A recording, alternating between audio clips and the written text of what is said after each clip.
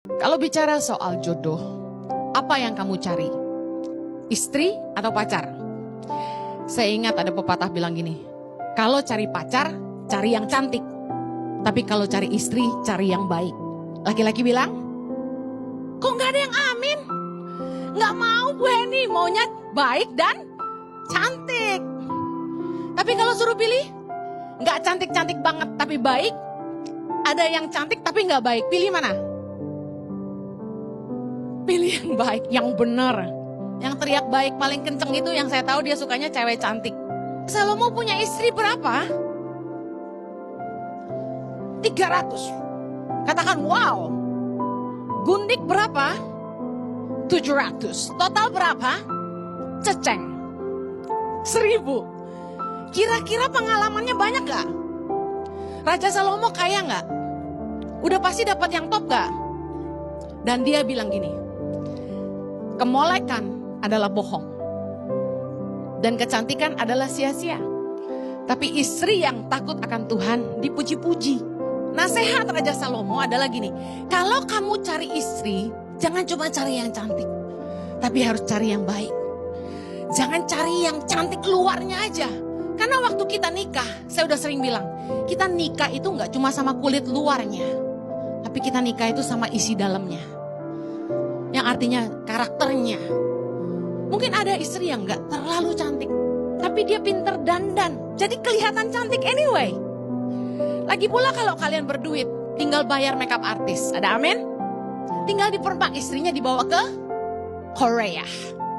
Saya dibawa ke Korea sama Jojo udah 2 kali, tapi balik-balik masih sama istrinya ya.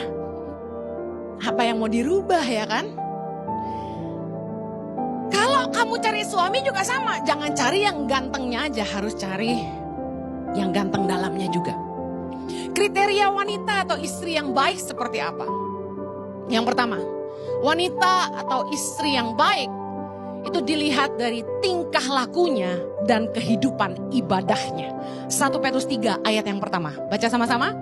Demikian juga kamu, hai istri-istri, tunduklah kepada suamimu, supaya jika ada di antara mereka yang tidak taat kepada firman, mereka juga tanpa perkataan dimenangkan oleh kelakuan istrinya, jika mereka melihat bagaimana murni dan salehnya hidup istri mereka itu. Lihat, istri yang baik itu yang bisa tunduk sama suami. Artinya apa? Yang bisa menghargai suaminya. Laki-laki bilang, amen. Yang masih jomblo atau single perlu dengar. Jangan nikah sama perempuan yang gak bisa menghargai kamu. Karena di dalam pernikahan kebanyakan yang jadi tantangan bagi istri-istri adalah tunduk sama suami. Berat. Istri-istri bilang, amin dong. Berat. Saya kasih tahu ya, kalau firman Tuhan itu sampai ditujukan sama istri-istri berarti memang berat. Tapi penting. Bicara soal tunduk, bicara soal penghargaan. Bagaimana di dalam hubungan harusnya perempuan harus bisa menghargai laki-laki, demikian juga laki-laki harus bisa menghargai perempuan. Nah, kebanyakan dalam pernikahan sekali lagi tantangan bagi istri adalah bisa tunduk sama suaminya. Oh, berat. Banyak penyebab kenapa istri atau perempuan sulit tunduk sama laki-laki. Salah satunya, pertama, wanita yang terlalu dominan. Ada wanita yang tidak terkalahkan, seperti Madam Thatcher, gitu ya. Gak bisa tunduk sama laki-laki, selalu jadi komandan. Istri yang terlalu dominan sulit dikalahkan. Yang bisa mengalahkan dia adalah suami yang lebih dominan. Nah, itu terjadi dalam hidup kami. Saya terlahir independen, mandiri. Dari umur 10-11 udah mandiri. Bayangin, umur 18 udah cari duit sendiri. Udah terbiasa ngambil keputusan sendiri. Jadi kayak ibarat orang gak butuh laki-laki. Nah, nikah sama suamiku yang notabene anak mami. Apa-apa mesti diurus. Sebenarnya cocok. Karena dia saya mandiri, suka ngurus, jadi dia tak urus, betul? Sebenarnya punya istri yang suka ngurus suami itu enak. Saya yakin suami-suami yang istrinya gak pernah siapin sarapan akan bilang amin dalam hati. Tetapi istri yang terlalu mandiri, pintar, bisa kerja, bisa punya penghasilan yang lebih tinggi, sulit tunduk sama suami. Nah, istri yang tinggi hati karena prestasi, penghasilannya lebih tinggi, istri yang berasal dari keluarga yang lebih kaya, lalu nikah sama pria yang maaf dari keluarga sederhana, biasanya sulit tunduk. Saya udah konseling beberapa couple, ujung-ujungnya cuma satu. Istrinya anak orang kaya, suaminya orang biasa. Sulit tunduk.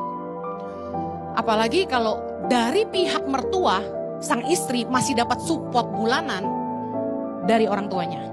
Ini gak akan tunduk sama suaminya. Makanya firman Tuhan berkata, laki-laki harus meninggalkan ayahnya dan ibunya dan bersatu dengan istrinya. Sehingga mereka keduanya jadi satu daging. Orang tua ikut campur, ini masalah.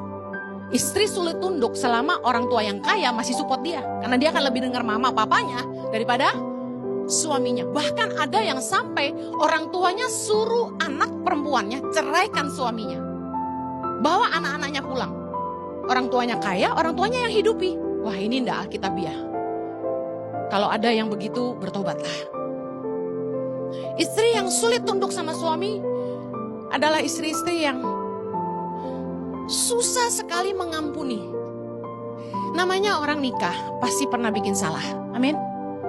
Nah, kalau kita ndak murah hati dan ndak suka ngampuni, biasanya ndak akan tunduk sama suami yang udah pernah bikin salah. Lalu, apalagi yang bikin wanita sulit tunduk? Suami yang tidak berfungsi. Tidak berfungsi seperti apa? Kata Abah berasal dari kata sumber. Yang artinya harusnya suami jadi sumber pencari nafkah di keluarga. Nah, suami yang tidak berfungsi sebagai sumber, tidak berfungsi sebagai imam dalam rumah tangga, biasanya tidak dihargai istrinya. Apalagi kalau tidak jadi teladan, cuma pintar ngomong doang. Misalnya di luar kelihatan rohani, tapi di rumah tidak pernah ngajak anak istri doa. Gak pernah ngedidik anak-anak firman Tuhan. Pasti istrinya sulit tunduk. Karena istri yang paling tahu kelemahan suaminya.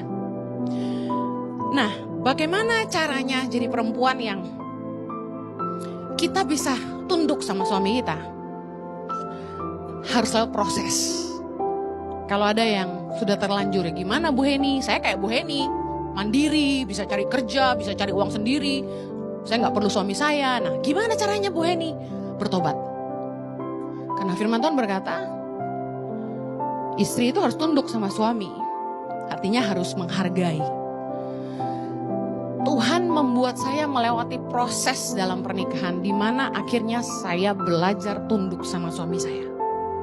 Sampai di titik mana Ibu Heni tunduk sama Pak Jojo? Sampai dia yang bikin keputusan tiap hari saya mau kemana. Saya mau bangun tidur itu besok gitu ya. Atau hari ini. Saya ada jadwal sama siapa, itu yang nentuin suami saya. Tanya aja sama semua staff. Percuma ngomong sama saya. Pak Jojo bilang A baru A. Terus saya gak setuju nih. Gereja kok digini-giniin. Kantor kok begini-begini. Percuma. Karena istri tetap kalah. Pak Jojo yang menang. Jadi staff udah tahu. Percuma Ibu Heni ngomong-ngomong. Percuma kita dengar Pak Jojo aja. Karena tidak terkalahkan. Awalnya menjengkelkan. Awalnya ngeselin. Bener gak istri-istri yang senang suaminya tunduk? Kita kesal kalau punya suami yang gak nurut sama kita. Tetapi proses itu baik. Makanya akan bertengkar terus selama istri diproses Tuhan untuk tunduk. Meskipun kita lebih pintar sebagai perempuan. Meskipun kita bisa cari uang sendiri. Maaf kata, mungkin subscriber YouTube saya lebih banyak dari suami gitu kan. Bukan berarti saya gak bisa menghargai suami saya. Jadi saya belajar lewat proses-proses hidup saya. Saya harus belajar menundukkan diri.